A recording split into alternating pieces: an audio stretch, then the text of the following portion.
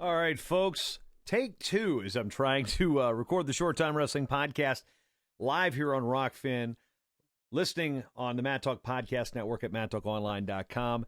And today I'm talking four-time All-Americans. It's in that week between Division I's and the Olympic trials. I will not be at the last chance qualifier, but I'm still going to be watching it, of course. But we've got 17 wrestlers I want to talk about today. Actually going to talk about 20, but 17 wrestlers have at least capped their seasons, I don't want to say their careers, as four-time All-Americans. That is the topic today.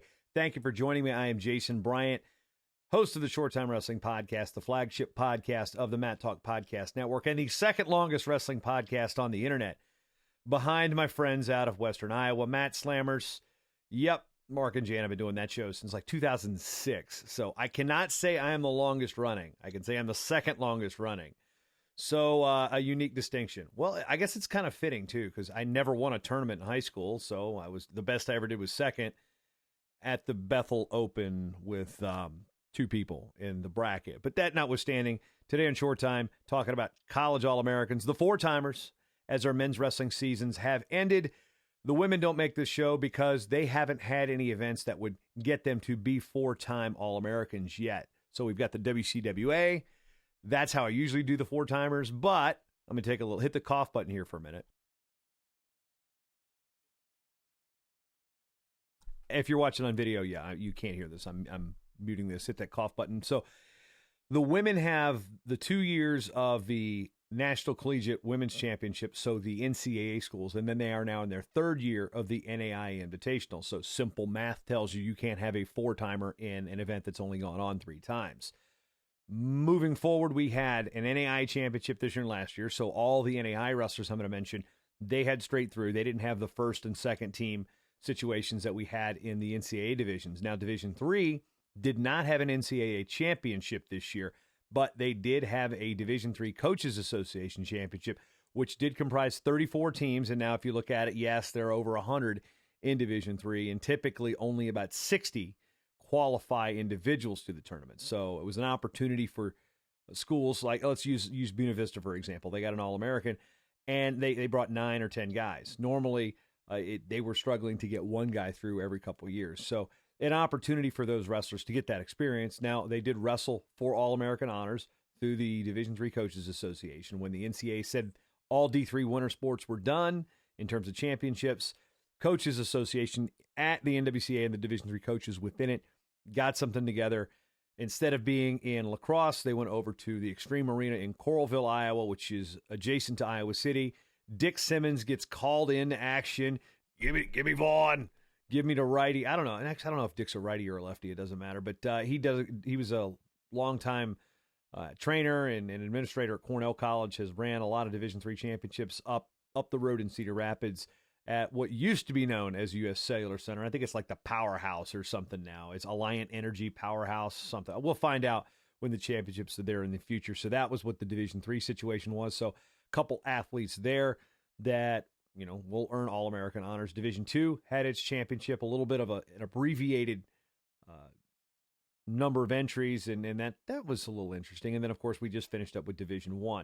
3 wrestlers I need to name before we get going that have an opportunity to go for 4 next year, but we're going for 4 this year, and things didn't go their way. With the extra year, the NAIA and the NCAA has granted the extra year. So, Alex Marinelli of Iowa, Kendon Lee of Grandview, and Josh Portillo of Nebraska Kearney all had the chance to hit it this year. Some things came up. There were some injuries in a couple of cases, and sometimes you just don't have it all when it comes to that weekend. Portillo at Nebraska Kearney Division II. Kendon Lee was actually a 2-time NJCAA All-American at Northeastern Oklahoma A&M, was an NAIA finalist last year for Grandview. And then Marinelli, as we know, 2-time placer, and then was first team last year, and then got hurt after losing to Shane Griffith and did not continue on to the consolation. So those are the 3 who are going for 4 next year that could have qualified for 4 this year. So let's start with the NAIA, the most recent actually the furthest away championship, the first one I did. And they had 4 wrestlers earn All-American honors for the 4th time. That starts out, we'll start at the lowest weight, where the aforementioned Portillo's, Justin Portillo, this is Josh's brother, at Grandview, went 3.524 in his 4 years, was a finalist as a junior. Lost 2 tough ones in the later rounds, obviously in the semis, and then the third place match. So it was an opportunity for him to get on the podium 4 times. It would have been really cool to share it with his brother that year, but Josh has got another shot. But that's sometimes wrestling's hard. Wrestling's unforgiving. She's a miserable bee sometimes. Anyway, Justin Portillo, 3.524, going 2018 to 2021. Going to 97, we'll start with Antonio Stewart at Reinhardt, who a couple years ago became the first All-American in that school's history. He went 4.344 in his career. The first 3 with 184 pounds, so he's pretty high seed. Finished 4th this year at 197 pounds. Isaac Bartell, Iowa native, out of Montana State Northern. He's out of Mason City, Iowa. He went 3.221. Bartell, one of the more bruising presences in the NAIA at 197 pounds. Tried to come back last year to stop Evan Hansen from winning 4 titles for Grandview. He was supposed to redshirt.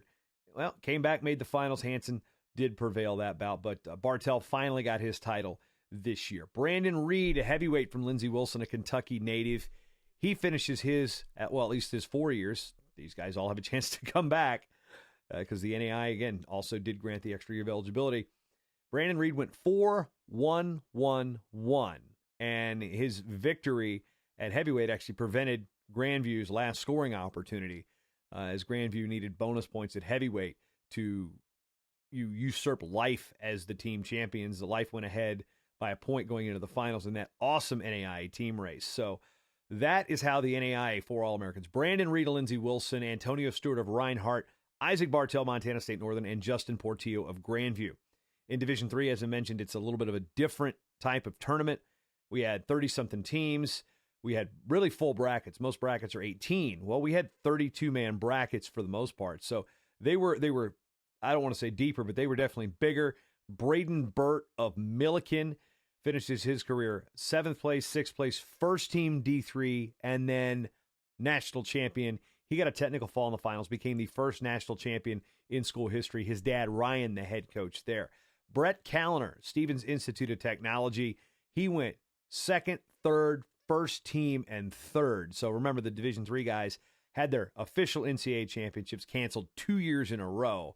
So these schools are celebrating these athletes as 4-time All-Americans. For Burt, he's the second one in school history. Chris Williams was the first, and actually Chris Williams presented Burt his national championship trophy up on the podium at the Extreme Arena in Coralville, Iowa. Division II, smaller field this year, not as many entries, but we did have, let's do some math, 3 wrestlers from NCAA Division II become 4-time All-Americans, and they've got some interesting stories. So they're all actually, interestingly enough, transfers, but not in the way you might think. So Matt Malcolm, let's start with him. He was the only D1 transfer. He started out at Iowa, redshirted as a freshman, then transferred to Division II Nebraska Kearney, went 4th, won a national championship as a sophomore, was a first-team selection last year, and then finished 5th this year. So his career starting in Kearney 2018 to 2021. The next transfer is one of the weirdest situations. Tyler Warner of West Liberty started his career at Wheeling Jesuit, which is now simply known as Wheeling. He was a runner-up and a national champ at Wheeling Jesuit. Program went dormant. Who knows what the heck went on there? All sorts of random stuff. I mean, people know what happened. They had some money problems. The program was dormant for a year. In the meantime, transfers to Pitt Johnstown. First team All-Division II. Then, well, guess what? I'm going to transfer again. Because, the program is essentially disassembled. Dead. It was disassembled, so he got a transfer, and then to West Liberty with his former coach, Danny Irwin. Wins a national title. So 3 schools, 4 All-American honors, 2 national championships at 2 different schools, 2 of which are in the state of West Virginia. So I'm pretty sure that's the first time that whole scenario has ever happened. And then Cameron Teacher, he started his career out at Notre Dame College in Ohio, finished up at St. Cloud State. His match at the end of the tournament gave St. Cloud State the team championship in Division II. And Teacher's a guy, he went second, third, and finally won it. So 3 of those at Notre Dame College, and then winning the championship for the Huskies in his own individual championship at 285 pounds. So that is how we've got the non-Division I wrestlers. Now, D1, we've got 1, 2, 3, 4, 5, 6, 7, 8 wrestlers to look at. So let's just go alphabet. I'm not going to go alphabetically. I don't know how these things are sorted. I'm just going to go with how they are on the list. Miles Amin, 4-3-3-3. Again, all these guys have the opportunity to come back. 4-3-3-3. The first three at 174 pounds. Does the freestyle thing. Has an Olympic red shirt in there. Comes back third this year at 197 pounds. Going to wrestle for San Marino at the Olympics. Pretty cool story. Got the place on the podium with his cousin Cameron. There's more Amins in Michigan than there are weigh-ins, and I'm going to get you, sucker. Michael Kemmerer, Iowa, goes 3-4, first team, second. And the first two of those, the 3 and the 4, were 157 pounds. Then the Chem Dog, who came out to Who Let the Dogs Out at Nationals. Hey, if there's any person that can make it cool or still be cool, it's only Michael Kemmerer. He's the only guy that can make that song cool still. And it's only cool when it plays out for him. Every time else, I'm not a fan. So Chem Dog went 3-4, first team, second. Jaden Ironman, the transfer from Missouri, 3 years at Mizzou, 1 year at Iowa, goes 5-4-3-2. Word is he's going to come back. So there are a couple wrestlers that have gone 4-3-2-1. I know Larkin did it. Larkin. I want to say Eric Larkin did it. And I believe Senshiro Abe did it. I'm going to have to look it up. I don't have that off the top of my head. But Ironman was 5-4-3-2, 3 at Mizzou, 1 at Iowa. Chance to come back. So he would be, in addition to the possibility of being a 5-time All-American, which every single one of these wrestlers has the opportunity of being, he could go 5-4-3-2-1. That is wackadoodles. Spencer Lee of Iowa, 1-1, first team 1 with 1 to go. The man has no legs. No, I mean, he's got legs. The ACLs, they've seen better days. We've learned a lot about ACL tears and the fact, how do you walk?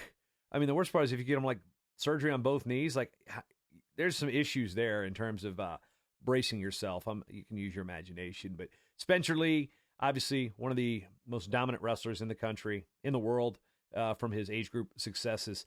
Finalist for the Hodge. Again, goes 1-1, first team 1. Sebastian Rivera, the Seabass. So we've got a Chem Dog and a Seabass. Rivera, 3 years at Northwestern, 1 year at Rutgers. He goes 6-3, first team 4. So again, the opportunity, he moving back to his native New Jersey, finishing 4th at 141 pounds. Did that over 3 different weight classes. Hayden Hidley announced he is coming back and going to bump up 2 weights. That was released on the Pack Mentality Pop-Ins podcast. That's a lot of popping plosive here on the podcast with, Brian Reinhardt, who is the perpetual host of the Pack Mentality Pop-Ins podcast. A lot of popping peas. Good thing I have a pop filter. Man, that's going to be bad plosives in your ear if you're listening to this on the podcast. So Hayden Hidley goes 2-4, first team 5. Going to come back, going to bump up 2 weights. Chad Redd, Nebraska, just the third 4-time All-American in school history, joining James Green and Dr. Brian Snyder. Yep, Greasy, I believe his route was 7-7-3-3. I'm not sure what Snyder's was off the top of my head. Chad Redd goes 7-8, first team 6. Definitely a little bit of walking wounded toward the end of the tournament. Chad's a guy that's always been fun to watch. Unpredictable. He's got junk, all sorts of tools. Slick. He's technical.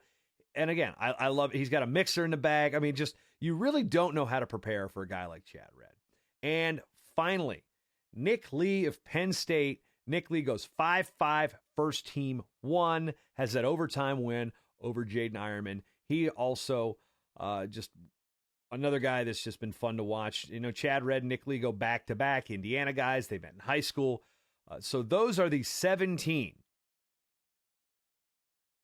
men's wrestlers this year finished their career. Well, I don't want to say finish their careers, that have potentially finished their careers as 4-time All-Americans. Again, we've got a couple names. I'm just going to jump out. Now, I did go back and update the records.